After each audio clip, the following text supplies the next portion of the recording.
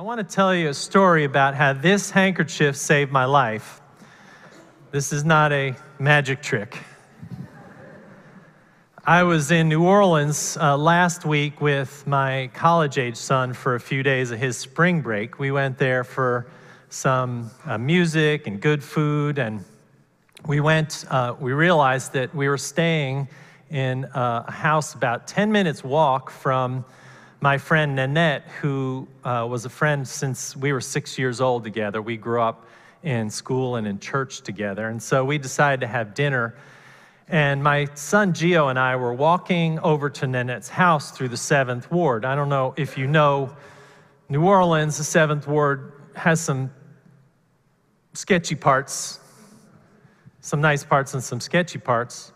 And we were sauntering through the 7th Ward down Murray Street. I had my jacket over my arm, and this handkerchief was in the jacket pocket, a little decorative flair,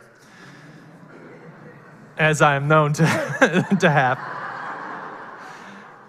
And we're walking, and all of a sudden, I hear a man yell, "You dropped something!" And I was disoriented, and we stopped. And I looked over, and there was a man who got out of a parked car. Who knows what he was doing in that parked car, except he got out, and he said, "You dropped that handkerchief." And so my son and I turned back. We picked it up. We stopped. We thanked him. Looking in his eyes, we thanked him. Then we walked our next steps towards St. Bernard Avenue, a large thoroughfare. As we approached the thoroughfare, a 3-wheel maniac vehicle careened off the curb, hit a car, and passed right in our path where we would have been standing, just if we hadn't turned back for that handkerchief. The man hit a brick wall, wearing no helmet, literally like a comic book, splat up against the wall and slid down. We thought he was dead. Now, I used to work on an ambulance when I was young. My son is a nursing student. We went into emergency mode, but we were all shocked at the moment. And then the man stood up like the resurrected Lazarus, walked toward the car that he had hit, stumbling around. We noticed his rib was sticking out of his shirt. A fight began between the driver of the car that had been hit and the man. We were trying to help the guy. Crowd started to form, and we decided to get out of there. This handkerchief saved my life. Or was it God's grace? Was it God's intervention? Or was it coincidence? Knowing you, I'm guessing that you think you know the answer to that. Let's explore grace. Now, there's an error in the hymn we just sang, that very familiar Amazing Grace song. It makes grace, the error is that it makes grace a personal favor given by God to a man in need. How many times did we sing in that hymn, I, me, and mine? If you want to, you can count them, but it's a lot. My heart, my fears, my shield, promise to me, lead me home. Taken literally, we Unitarians should be running for the exits when we sing this hymn. Because for us, grace isn't a life preserver with one hole. Faith isn't for us alone. And that's the beginning of this exploration of grace I want to give you. Grace, that gift of God, is conceived in this hymn as a self-centered event, and that's problematic. Our version of the hymn shifts a little bit from the I and me to the we in that last line, which is encouraging. But I think we think of grace and this song like survivors of dramatic crashes and near misses. When we have near misses and dramatic moments in life, it feels as if God has something in store for us. I don't care if you're an atheist or not, you have that feeling when that three-wheeled maniac would have killed you 10 seconds earlier were it not for that man and that handkerchief. And when we have these near misses, these dramatic moments, we think, oh, that's God's grace. But is that what this grace business means? Today we're reclaiming the squishy word of grace. I think it's important because it is so central in religion. And we can use the term for good. Because if we Unitarians are going to have faith true to who we are, we have not only to challenge this notion that God somehow saved me and my handkerchief, challenging a God who intervenes when in our lives, but also challenging our own perfect and controlling agency. You get that notion that we're challenging this idea that God controls everything or that we control everything, and maybe landing somewhere in between. And maybe more importantly, we have to see grace as a move from I to we. So let me roll this out. In the first sense of this, we have to challenge God's all-powerful lobbying on our part as if God has so little to do that every good thing that happens to us is God's activity. Can I get an amen on that? I know you atheists are out there going, oh yeah, we like that one. But we must also challenge this sense that runs rampant in our faith, that we have this whole thing under control, that nothing happens without our role in it. Okay, that's the first part of grace. The second is, and maybe more importantly, grace conceived as a personal favor moves it from the realm of spiritual self, or from the realm of real theological integrity to the realm of spiritual self-centeredness. Amen. By having us ask, what did God have in store for us in that moment? Instead of asking, what does God have in store for the guy who crashed into the wall, whose rib was poking through his skin before he even knew it, who could have had a brain hemorrhage and could have died that night? What did God have in store for the guy whose car was damaged and had to spend weeks or months fighting with insurance companies, a fate worse than hell? Everybody knows that. So we expand this view of God's gracious favor when we ask, what of God's intervention in the pain and struggles of those around us, rather than just the intervention in our good fortune? Why focus on the way God only helps us rather than hinders? Without such a view or narrow view of human responsibility in this whole mess. And when I say this whole mess, I mean this whole human mess. The person who survives cancer or a plane crash or a car accident gets on her knees to thank God for grace, but rarely considers the compatriots who sat in the next examining room in the doctor's office and died that week, or didn't survive the crash, or never made it home. Dietrich Bonhoeffer, who was a theologian and minister in Germany during the Second War, described this self-centered, God-favoring perspective, cheap grace, the kind that we call on for personal benefit. Bonhoeffer was a German clergyman and scholar who went to New York to teach at Union Seminary during the war. He escaped the war, but he returned to his native Germany to confront the Nazis. And he died in a prison for his work in the religious resistance against the Nazis. He knew something about calling on God for help, but he also knew that grace was cheapened by seeing it as personal favor and divine favoritism. Cheap grace for him was cheap because it cheapens God in our lives, turns God into a 24-hour favor ATM machine. So let's go back to Amazing Grace, the hymn, which is a good place to start, where this is all played out in our hearts and minds. We've probably sung that hymn 1,000,000 times.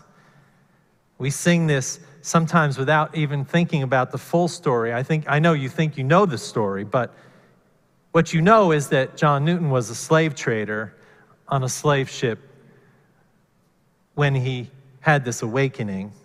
At age 23, he was a sailor coming back from Africa when his ship foundered off the coast of Ireland.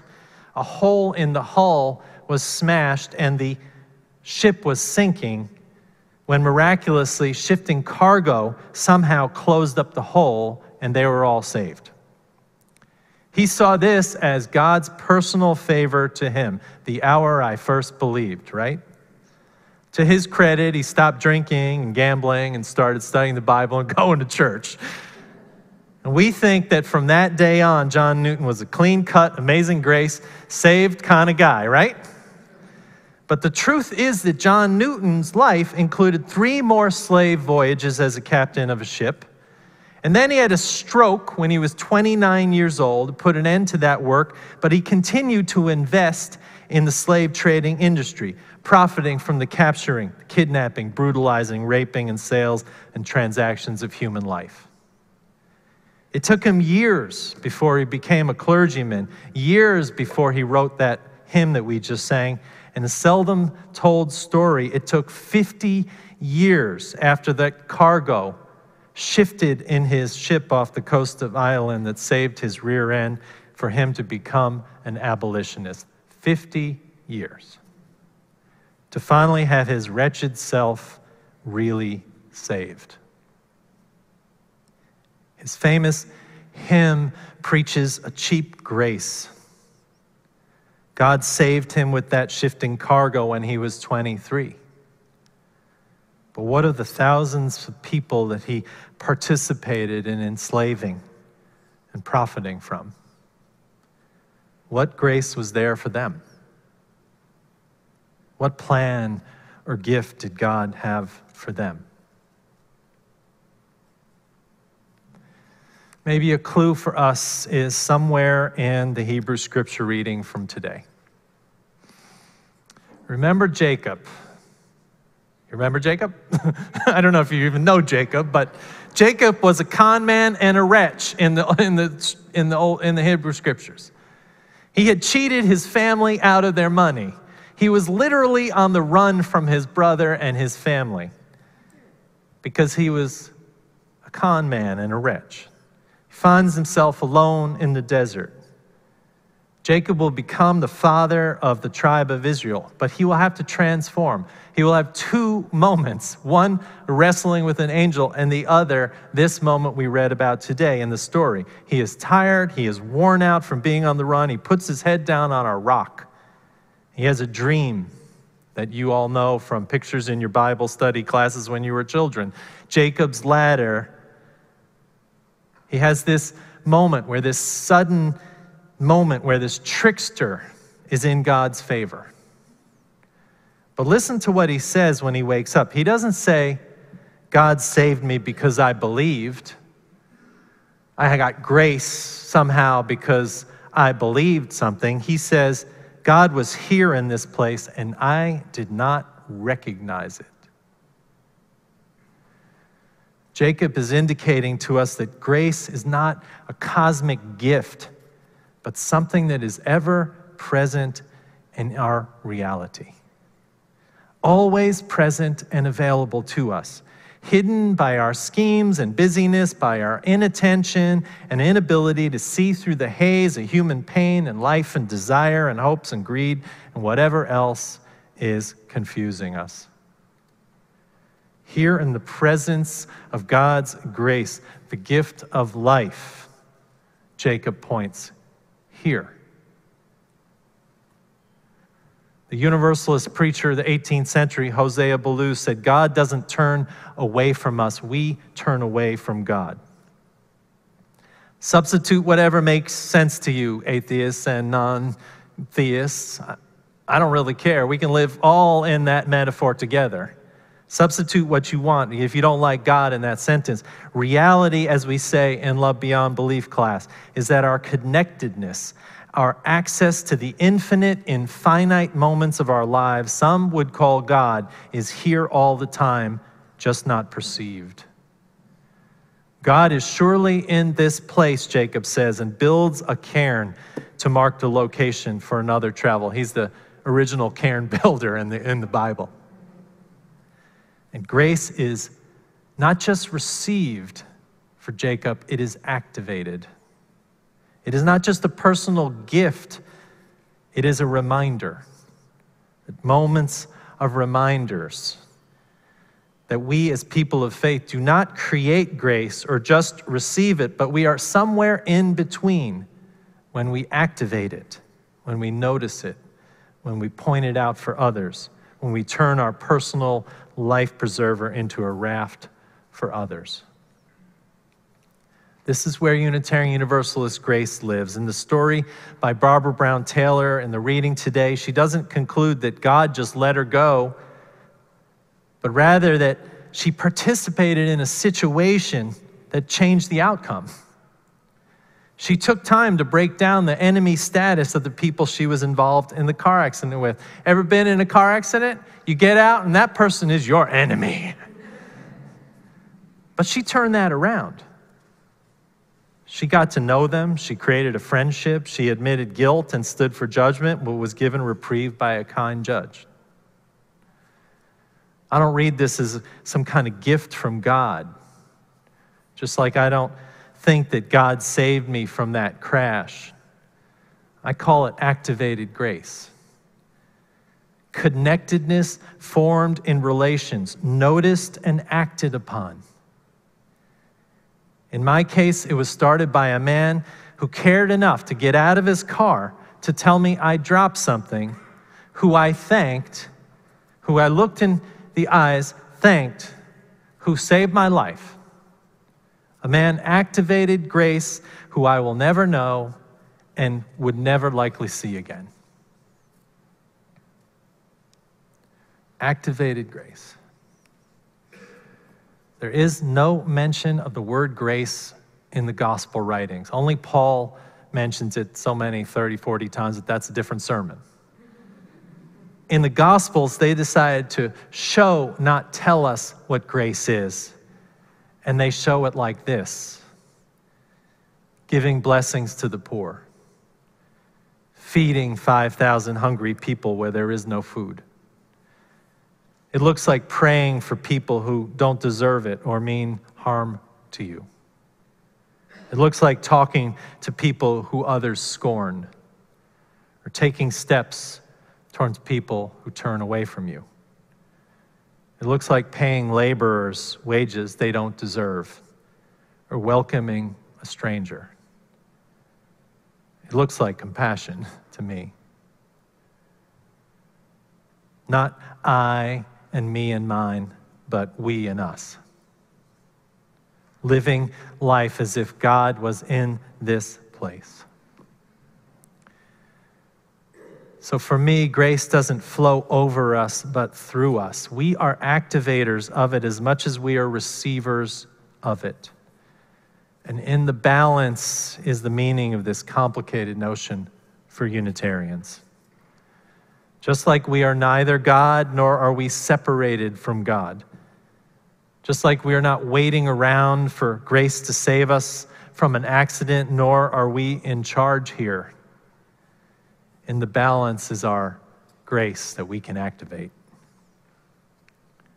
It sees the best in the worst of us and knows the worst about the best of us, and loves us without condition or exception.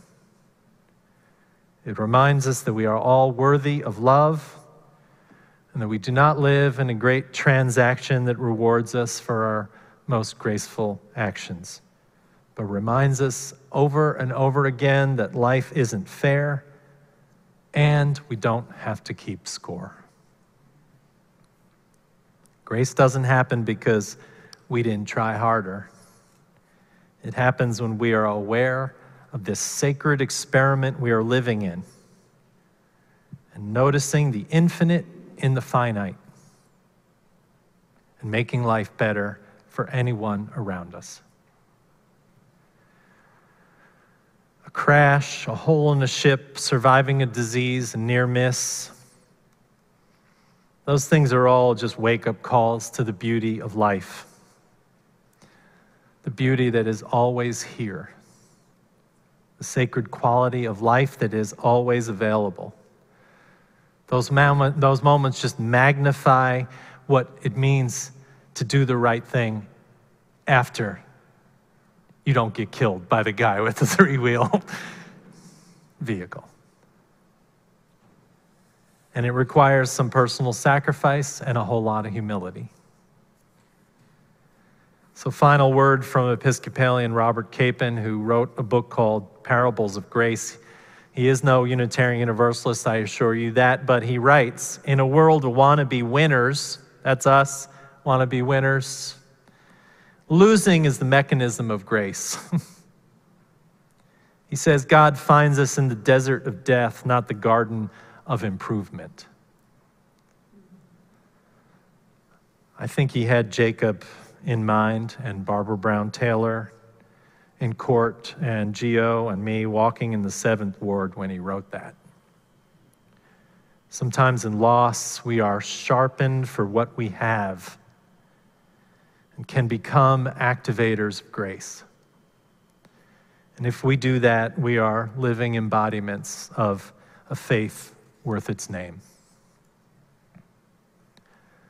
So friends, for us, grace is aliveness in the midst of challenge, to do with what we will, to open our shaking hands to what we receive. Grace is in the neighborhoods that are being bombed in the Ukraine and on the streets of New Orleans. And it was on that slave ship, not just for one, but for anyone there who is changing a solo life preserver for a raft that holds more than one's needs. It is here in this place in your life, if you can find ways to bless others without need or gain, to receive life's gifts without expectation, and notice its beauty everywhere you go. And so to the cairn building for the week, we've been asking you in your homes, in your yards, in your lives to build a cairn or place a stone each Sunday. I know some of you are doing it because we're getting some photos from you. Whether you do it physically or just in your heart, we encourage you to build a cairn like the wretch Jacob blessed God in the desert, saying to yourself, wherever you are, this surely also is the house of God, Bethel. Build your cairn today, pondering how you can live as if your life is God's house. A blessing of loss and gain that can be activated for love for all you meet.